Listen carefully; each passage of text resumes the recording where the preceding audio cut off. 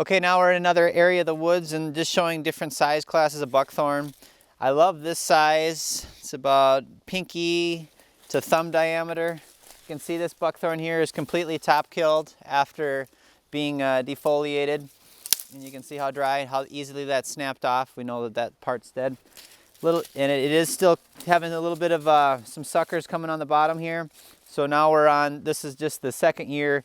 We're gonna put them in here late in the fall, pretty soon here after more of the natives lose their leaves, and just kind of let them come through and polish some of these suckers. But even though it's still alive, it's still a big win in my opinion, in that you look at this plant and it's probably close to about 10 rings on this, so close to 10-year-old plant. We've taken it almost in just 1.5 seasons and taken it and forced it to start all the way down to the bottom here. And when we're down, the more we can get the buckthorn coming down to this level, they're in the air. Once all these other natives start to come back, get the grasses and the sedges and forbs, they're going to have a harder time competing down here, because the light is going to be, the natives are going to give us some help here. So it's great to see them dying back at the top and just sending up some last ditch efforts to keep going down on the bottom here. So it's just a good thing just to see. And the more we get a good native vegetation base, and the more we just kind of top dress the taller buckthorn, the harder these plants are going to have to try to get some momentum to get back up again.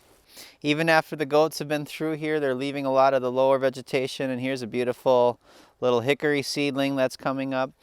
And if in future grazes, we might put a little cage around some of these more high value natives. So this is kind of further along on the cycle down the years. We don't do that particularly in the first graze, but it's good to see some of these nice native forest plants coming back up now that the light's hitting the forest floor again. We have another buckthorn here. This is a rather large one, probably I'd say 15 to 20-year-old, cut back and it's suckered, and some of the suckers that are coming back. And another thing too is sometimes people get caught up on any plant, as far as if it dies right away, or the goats are going to come in one time and it's going to kill it. But I think there's something to be said about slowly phasing out a plant and how good that can be for the environment. So we're along a creek here. This buckthorn, while we don't like it, has roots down there and it's holding the soil. So if we just come in and kill it, and maybe kill it too fast, the roots are all going to die, and that soil might be more likely to wash away. While on this point, this plant is still alive. It still has some active roots, obviously, because it's still having some leaves come, but it's slowly, and as we slowly kind of wear out the nutrients and slowly wear it down, it's still holding the soil. And then that gives the time for the grasses and the sedges and the forbs to start growing and hold the soil. So we're just kind of tipping the scales, and the buckthorn's kind of coming down, and the natives and the forbs are coming back in to take its place, so we don't have any bare soil and that kind of thing. So again, I think it's just great to watch the plant slowly fade out, and it's not going to seed. And this one is really not getting much, even though it's suckering. They're very tiny, very small little leaves, and we're not worried about it. Okay, so this is a buckthorn that was cut last fall and dropped, and this is all the suckers that have formed from it. And about a month or two ago, the goats were through here and they stripped these. They ate all the tips off of all these, so that stops the upward growth and forces the plant again to bud off and go more laterally than vertically. So we're keeping it more in a bush form, keeps it nice and low for us to work on. I'm not worried about it, and this plant's not very happy right now. Just look at those tiny little leaves that are coming back, and we're basically, it is doing a little bit more suckering on the bottom. But what I love about this right now is that it's all at goat height. So when we put goats in here, say some people take a year off, or the next year, if we can keep this right in that goat height that they can reach and they can bend over, each time we do a goat treatment, we're getting maximum kill or maximum damage to the buckthorn, because they're all at that right height. And before, this tree was too high, so cutting it down, and then we're just working on it. And the nice thing about it now is that it's scrambling so much to just stay alive and spreading leaves out. It's not producing any berries. It's not producing any seeds. And that's key. As long as it's not producing berries or seeds, not worried about it. And now we can let all the seed bank keep coming on the forest floor and let the goats get those too, while these older buckthorn are standing here. And we left it high. See how this is still cut high? So if you are one that would like to use, say, stump treatments to cut with glyphosate, with the buckthorn blaster or those types of devices that work well, you still have room to go down and cut it lower and do that.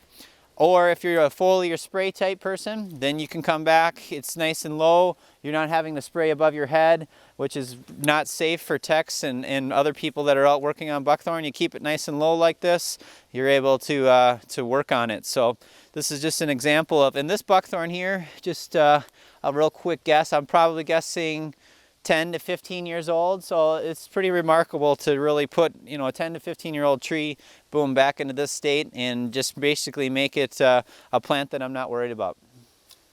So we have a buckthorn here. It's probably about 20, 25 years old, cut, suckered back, grazed it last year, and it came back again. Obviously this year there's a lot of nutrients inside the roots there, but just showing now, which is interesting to see, the second year, these plants they're still vibrant and green right now. It's October 17th, and the leaves are smaller though, and they're getting more clustered. And now when the goats come through, they're just really going to be able to eat these, and they'll lick this whole plant clean when they come through. They love this lush green. I'm sure it's full of nutrients, and just keeping this plant down and low and keep slowly fading it out.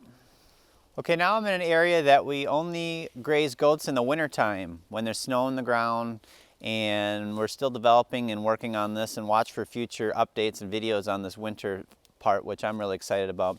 We really let it go all summer and spring, and these are some of the whips that are growing, and it has been a nice wet year. So this is a buckthorn that's growing, and just look at the difference in the leaf size of these buckthorn. I mean, that's a big leaf. Nice bright green, and we're finding that these leaves, this plant's trying to get, you know, it's been cut off and it's trying to sucker back and get some nutrients to stay alive. So these are big. The goats basically just love to eat these, and we're finding that these hold their leaves longer in the winter time. So I bet you even in December we'll be able to put the goats back in here and let them go to town. And this whole area here, it's all new tender growth, and we'll find that they'll even be chewing some of these down. Generally they don't really chew the stems of the buckthorn, but when you get these resprout suckers that are coming off that are more tender, they definitely go back. They first will eat the leaves, and then they'll come back and take some of these down. And again, keep this buckthorn plant below the goat line, keep it low where we can still manage, not going to seed. We're not worried about it. Okay, now we're out in a prairie situation, and I just want to talk about buckthorn out in the open field versus in the woodland or understory. This buckthorn's got full sun all summer, and it's only October 17th, and you can see it's already lost most of its leaves and just kind of going into some early hibernation mode here, while the ones in the woods are still green, and the ones that are grazed or suckering back have really big lush green leaves.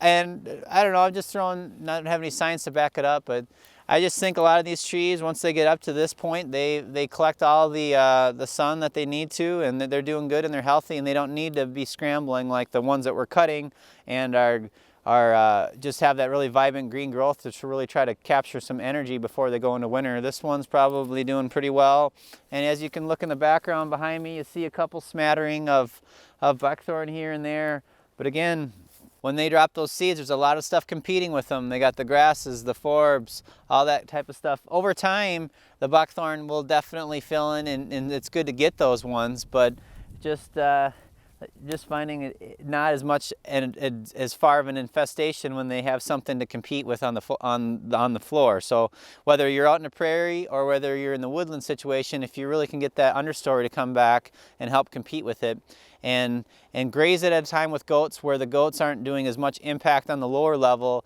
and just hitting the buckthorn and letting that light in so that the natives can keep building forces and help compete with the seed bank of the buckthorn.